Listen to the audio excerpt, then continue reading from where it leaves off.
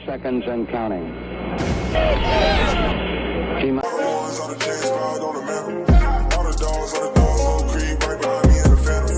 Hey, what's good, guys? It's Clutch City Entertainment here, back with another video. And for today's video, I'm going to be talking about the Houston Texans. I'm going to be talking about some players who stood out this past week in college football, and different players that the Texans should kind of look out for. First off, I'm going to start off with the Ohio State versus Peru game. And that game, I mean, it was pretty much a blowout from the start. Ohio State ended up winning 59-31. And there's two players, well, actually three, but really only two that I could realistically see us potentially drafting over the next couple of years.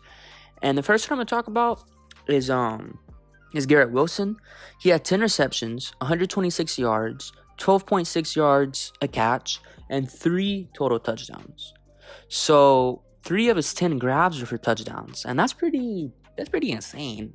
3 of your catches being touchdowns out of the 10, and then to go along with 126 yards, that was just amazing. And his route running throughout the game was crisp, and it's been crisp throughout the whole season. He's mainly known for being like a guy that can take the top off of defense and be that route runner. Watching him play, he kind of reminds me of like a CeeDee Lamb type of guy. CeeDee Lamb, he's obviously very, very agile. He's good at making guys miss. And he can just make plays out of nothing, kind of. Whether it's a kick return, punt return, receiving, or if you want to do a trick play and have him like as a running back type of thing. And that's what Garrett Wilson kind of is. He's a mixture of all of that. He's not the best route runner. He's solid enough, but he's a very explosive player. And that's something that the Texans kind of lack. Since DeAndre Hopkins was traded, we really haven't had a good route runner. I mean, nothing against Brandon Cooks or Will Fuller of any of them, but they're not that type of guy that you're going to look for to be like a master route runner. Garrett Wilson isn't either, but he has potential to do that. He's already showing glimpses of it, and then his ability to take the top off the defense. And realistically, I mean, I wouldn't say it's impossible for us to get him. He's probably going to be like a late first or mid first type of guy, and I could maybe see him slip past into the second. I would doubt it, but I mean, there's always that little chance. There's gonna be a bunch of receivers going early over the first 2 to 3 rounds in the upcoming NFL draft, and Garrett Wilson's probably gonna be one of them going in the first 2 rounds. The third guy is Chris Olave. I doubt we're able to draft him. He had 9 receptions, 85 yards, 9.5 yards per catch with 1 touchdown. Wasn't the best receiving day for him. I mean, that's still very, very good for like any average receiver, but for him, for his self, it's not the best. Garrett Wilson obviously played better than him, but Olave, he's better known as probably one of the better receivers in college football, and he's probably gonna be like a mid-first round pick. Like, there's no really doubt about it. He's gonna be going in that mid-first, and for me, he's kind of like maybe like a Justin Jefferson, and maybe like a CeeDee Lamb as well.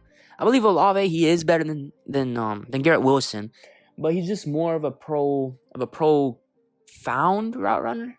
I'm not sure if that's the right word, but he's a better route runner than Garrett Wilson, and he's probably gonna have a better finish to the college season and maybe be better than him in the NFL. I'm not sure, but both of them are very, very good. And if Texans could land at least one of them, I would be extremely happy. We really lack receivers, with Brandon Cooks being, 28? Still not that old, but we're likely not going to assign him. And I believe next year's his final year in his contract. Nico Collins, he's very talented. We don't know exactly what he's going to be, though.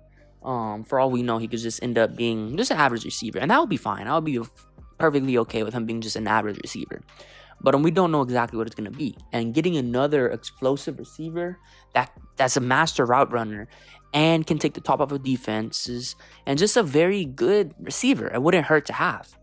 And those are 2 players that I would like to draft in the upcoming NFL draft. And one guy that would be in the 2022 NFL draft is CJ Stroud.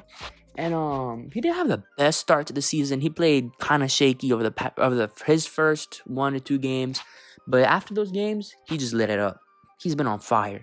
Yes, what was it? I'm not sure when this video is gonna go up, but when he played Purdue a couple days ago, he was 31 of 38, 361 yards, and 5 total passing touchdowns. His rushing stats, he didn't really do much of it. He only had 1 carry for -1 yards, and I believe it was because he got sacked, so I'm not even going to count that as a carry. So he didn't run the ball at all yesterday, but he is able to run the ball. Like, he's not like just an immobile quarterback. Like, he's able to get out the pocket, make throws on the run, and even scramble if needed to be. But yesterday he just put on an absolute clinic throwing the football. As I said, 31 of 38. That's insane completion percentage. 361 yards and 5 touchdowns. Man, that's insane. And 3 of them going to Garrett Wilson. And for me, that would be one of the best things the Houston Texans can do. Okay, so let's say we draft Garrett Wilson in this draft, say in the early second, with their first pick in the second round. So that'll be like what, around 34, 33 maybe, around there. We draft Garrett Wilson right there. And then in 2022, or well, no, I'm sorry, 2023, which is Garrett Wilson. I'm not sorry, not Garrett Wilson. In 2023, when there's CJ Stroud, we draft CJ Stroud. That would be the most ideal thing for me. But yeah, those 3 players that really stood out. The next one, honorable mention, Kayvon Thibodeau. They have the best of games. I think he still had like 6 tackles. He put on a bunch of pressure, but not really any sacks. And then Isaiah Spiller. He just had a not too good of a game at all. He was limited to, I think, like under 3 yards to carry. And I think he barely hit 50, 60 yards. Nothing too good. But he's still a very talented running back. Should go in the 3rd round.